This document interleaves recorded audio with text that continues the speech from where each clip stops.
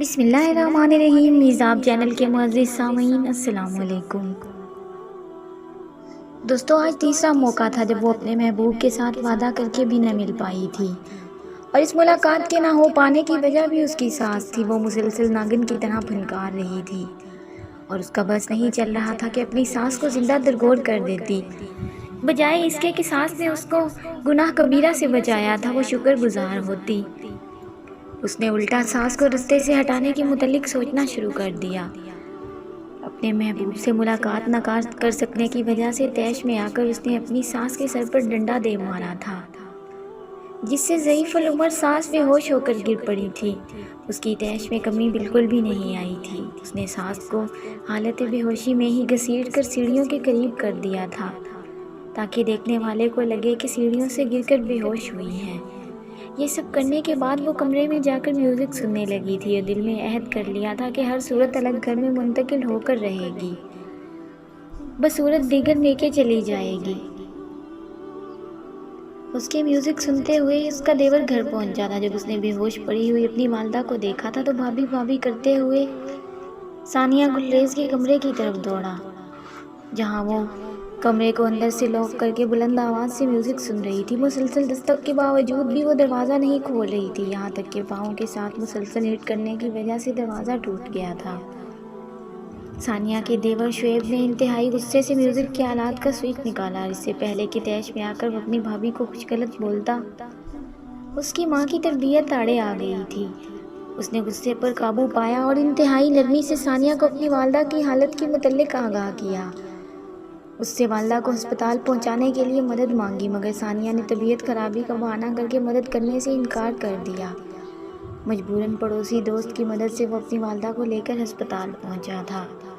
Doctors نے بتایا کہ سر میں بہت زور سے ضرب لگائی گئی ہے، ان کو ہوش میں آنے کے لیے 3 سے 4 دن لگ سکتے ہیں۔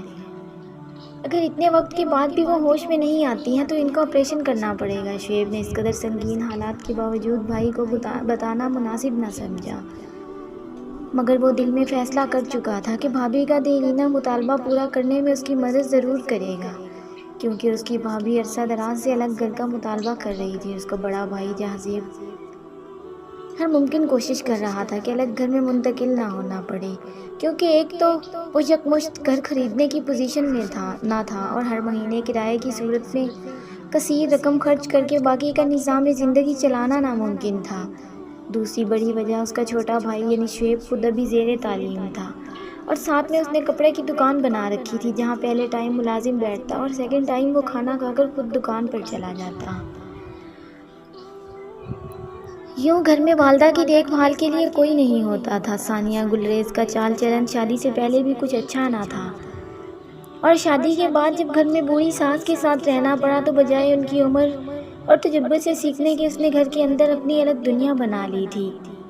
اس کا شوہر، دیور، ساس سب نے اسے گھر کی مالکن ہونے کا احساس دلایا اور اتنی ہی عزت دی، مگر کمزور ثانیہ کو یہ پیار، محبت اور عزت راس نہ آئی۔ پہلے پہل اس نے ہنس مسکرا کر شوہر اور دیور سے ہر سہولت حاصل کی۔ گھر میں نیا fridge, T V, wi fi, بہترین اینڈرائیڈ موبائل لیا۔ جب اپنی ہر فرمائش پوری کروا لی تو اپنا اصلی رنگ دکھانا شروع کر دیا تھا۔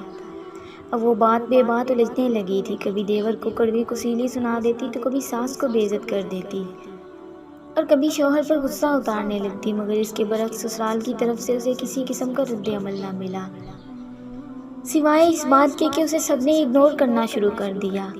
شاید ثانیہ چاہتی بھی یہی تھی۔ اس دوران اس نے اپنے پرانے محبوب سے رابطہ بحال کر لیا تھا اور سارا دن اپنی گھریلو ذمہ داریاں بھلا کر موبائل پر اپنے محبوب کے ساتھ غلیظ گفتگو میں مصروف رہنے لگی۔ یوں وقت گزرتا گیا اور اس کی اپنے محبوب کے ساتھ قربت بڑھتی گئی اور وہ شوہر سے متنفر ہوتی گئی۔ اس نے اپنے محبوب سے ملنے کی 2 بار کوشش کی، مگر جب وہ سج سنور کر گھر سے نکلنے لگتی تو اس کی ساس اسے اکیلے باہر جانے سے منع کر دیتی تھی، اسے شوہر یا دیور کے آنے کا انتظار کرنے کے لیے کہتی۔ اگر جانا زیادہ ضروری ہوتا تو خود ساتھ جانے کے لیے تیار ہو جاتی، چونکہ کسی کے ساتھ جا کر ثانیہ کا مقصد کبھی پورا نہیں ہو سکتا تھا، لہٰذا وہ اندر ہی اندر پیچ و تاب کھا کر رہ جاتی۔ آج بھی ایسا ہی ہوا تھا۔ آج بھی ثانیہ اپنے محبوب سے ملنے کے لیے نکلی تو اس کی سانس آڑے آ گئی اور اس نے طیش میں آ کر ساس کے سر میں ڈنڈا دے مارا اور خود بیٹھ کر میوزک سننے لگی۔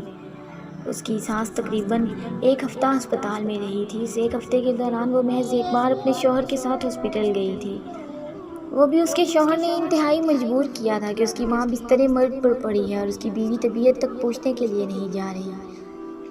تو زمانہ کیا کہے گا، ثانیہ بھی دور جدید کی شاطر لڑکی تھی، وہ اپنے شوہر کی مجبوری سے اچھی طرح واقف تھی۔ جب اس کی ساس کو ہوش آ گیا تو بھی اس کی ساس نے ثانیہ کے رویے کے متعلق کسی قسم کی شکایت اپنے بیٹے سے نہیں کی تھی، یا تو اسے اپنے ساتھ پیش آیا حادثے کے متعلق کچھ یاد ہی نہیں تھا، یا پھر وہ جان بوجھ کر مصلحت سے کام لے رہی تھی۔ مگر ثانیہ نے بجائے توبہ طائب ہونے کے اس چیز کو اپنی کامیابی سمجھا اور خالی گھر ہونے کے موقع سے خوب فائدہ اٹھایا۔ اپنے محبوب کو گھر بلا کر کئی بار گناہ کبیرہ کی مرتکب ہوئی۔ جب اس کی ساس اسپتال سے فارغ ہو کر گھر آ گئی تو اس نے ایک بار پھر خود کو قید کی حالت میں محسوس کرنا شروع کر دیا تھا اور ایک بار پھر گھر کے ماحول میں تناؤ آ گیا۔ ثانیہ جو کہ گناہ کی لذت کو محبت سمجھ رہی تھی، اس نے بنا ساس کی حالت کی پرواہ کیے ایک بار پھر الگ گھر کا مطالبہ دہرا دیا۔ اس کے شوہر نے اس کو حالات کی نزاکت سمجھنے کی تلقین کی، مگر وہ باز نہ آئی، یہاں تک کہ اس نے اپنے دیور پر بھی عزت لوٹنے کا الزام لگا دیا۔ جب بات اس حد تک بڑھ چکی تھی کہ نہ تو اس کا شوہر اسے گھر میں رکھ سکتا تھا اور نہ ہی ثانیہ کے ساس اور دیور چاہتے تھے کہ ثانیہ اب ان کے ساتھ رہے۔ ان سب حالات اور واقعات کے پیچھے ثانیہ کا بس ایک ہی مقصد تھا کہ کسی صورت میں الگ گھر میں رہ کر اپنے محبوب کو آسانی سے مل سکے۔ ثانیہ کے شوہر نے الگ گھر خریدنے کا فیصلہ کیا۔ اس نے ثانیہ کو اپنے میکے سے کچھ رقم ادھار مانگنے کا کہا، کچھ رقم خود دوستوں سے ادھار لی۔ یوں انہوں نے آدھی رقم نقد ادا کر کے اور باقی آدھی رقم کی سالانہ ایک ساتھ بنا کر ایک بنا بنایا گھر خرید لیا اور ثانیہ اپنے شوہر کے ساتھ وہاں منتقل ہو گئی۔ جبکہ اس کے دیور نے شادی کر لی اور اس کی ساس اس کے دیور اور دیورانی کے ساتھ رہنے لگی تھی۔ اس کی دیورانی نے اس کی ساس کی سگی ماں سے بڑھ کر خدمت کی، کبھی بھی ثانیہ کی طرح شریعت کا عذر نہ کیا، بلکہ جب شعیب گھر آ جاتا اور اپنی بیوی کو آرام کرنے کا کہتا تو بھی اس کی بیوی لیٹنے کے لیے نہ جاتی، بلکہ ساس کے سونے تک اس کے سرہانے بیٹھی رہتی، اور اس کا شوہر ضد کرتا تو وہ کبھی کہتی نبی کریم کا فرمان ہے، اس کا مفہوم ہے کہ میری امت کے بزرگ کی عزت کرنا میری عزت کرنے کے جیسا ہے۔ اس کی ایسی دلیل سن کر اس کا شوہر خاموش ہو جاتا اور دل میں اسے دعائیں دیتا۔ دوسری طرف اپنے بیٹے کو خوش دیکھ کر اس کی ساس بھی اسے لاکھوں دعائیں دیتی۔ ساس اور شوہر کی دعاؤں سے اس کی زندگی چمک گئی تھی۔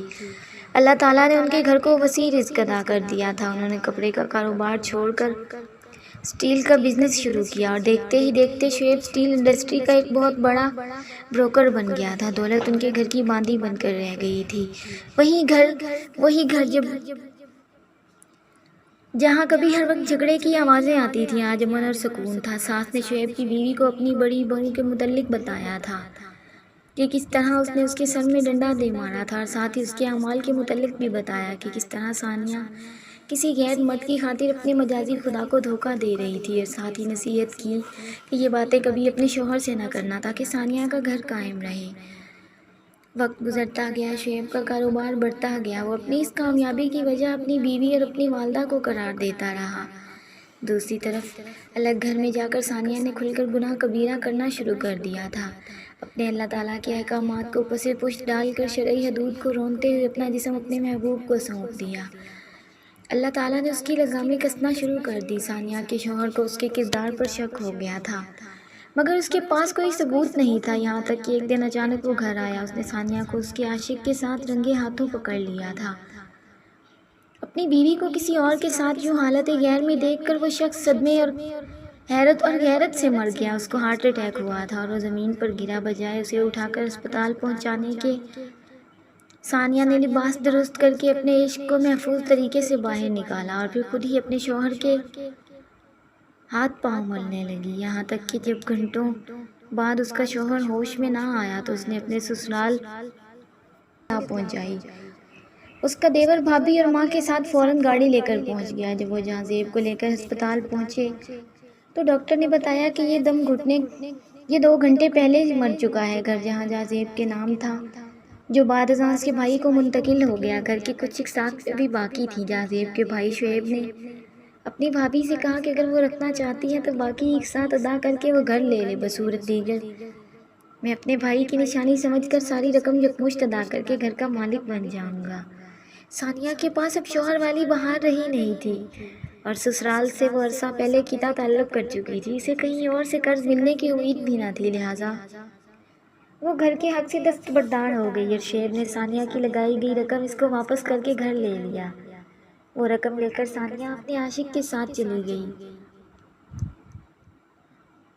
ثانیہ کو 2 سال بغیر نکاح کے اس نے اپنے ساتھ رکھا. جب وہ پیسے ختم ہو گئے جو ثانیہ کو گھر سے بطور حصہ ملے تھے تو اس کے محبوب نے بھی اسے چھوڑ دیا. اب اس کے پاس نہ میکا تھا نہ سسرال. مجبوراً ایک فلاحی ادارے میں منتقل ہو گئی، مگر آج بھی وہ اس بات پر قائم تھی کہ الگ گھر کا مطالبہ کرنا شرعی طور پر میرے لیے جائز تھا. آج بھی وہ خود کو حق پر جبکہ اپنے شوہر اور سسرال کو ظالم گردانتی ہے. اس وقت وہ صدقہ خیرات کی رقم پل رہی ہے جو کبھی سسرالی رشتوں کو بوجھ سمجھتی تھی. آج ان رشتوں کی اہمیت کا احساس اسے ہوتا ہے، مگر آج وقت گزر چکا ہے. ثانیہ اور اس جیسے ہر کردار کو میری نصیحت ہے کہ وہ صدق دل سے توبہ طائب ہو، اللہ کی رحمت سے کبھی مایوس نہ ہو اور اب بھی وقت ہے اپنی راہ ہدایت کی طرف پلٹ آئے. آخر میں ثانیہ جیسے کرداروں کے لیے ایک فتویٰ شیئر کر رہا ہوں تاکہ ان کو احساس ہو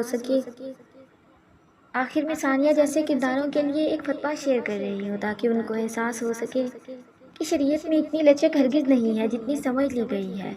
واضح رہے کہ شوہر پر واجب ہے کہ وہ اپنی بیوی کے نان نفقہ اور رہائش کا اس طرح انتظام کرے کہ وہ کسی کے محتاج نہ رہے، اور رہائش کے لیے ایسا مقفل کمرہ، باورچی خانہ اور بیت الخلاء ہونا ضروری ہے جس میں کسی دوسرے کا اشتراک اور عمل دخل نہ ہو. لہٰذا صورت مسئولہ کے مطابق اگر شوہر نے ایسا مستقل فلیٹ بیوی کو دیا ہوا ہے جس میں مقفل کمرہ، باورچی خانہ اور بیت الخلاء مہیا ہوں تو اس طرح کے انتظام سے شوہر پر واجب کی ذمہ داری ادا ہو جائے گی، اور ایسی صورت میں بیوی کے لیے الگ مکان کے مطالبہ کی اجازت نہیں ہے. معاشرہ کے اندر ایک اہم بات جو قابل غور ہے وہ یہ کہ اکثر اوقات بیوی اپنے شوہر سے صرف اس لیے الگ گھر کا مطالبہ کرتی ہے تاکہ وہ اپنے دوست احباب کو دعوت دے سکے، وہ ہر وقت آزاد گھوم پھر سکے. گویا وہ غلط مقاصد کے تحت الگ گھر کا مطالبہ کرتی ہے کیونکہ وہ اپنے یہ غلط مقاصد اپنے خامد کے والدین کی موجودگی میں پورے نہیں کر سکتی. یہ حرام ہے. لہٰذا خامد جہاں مناسب سمجھے اپنی بیوی کو رکھ سکتا ہے، بیوی بغیر کسی شرعی عذر کے الگ گھر کا مطالبہ نہیں کر سکتی. قارئین کرام، اگر کسی کو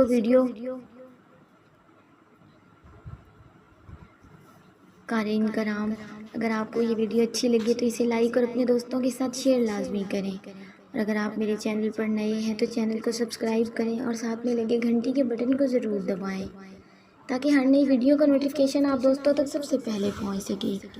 ملتے ہیں ایسے ہی کسی اور موٹیویشنل سٹوری میں. تب تک کے لیے اپنا خیال رکھیں اور دعاؤں میں یاد رکھیں. اللہ حافظ.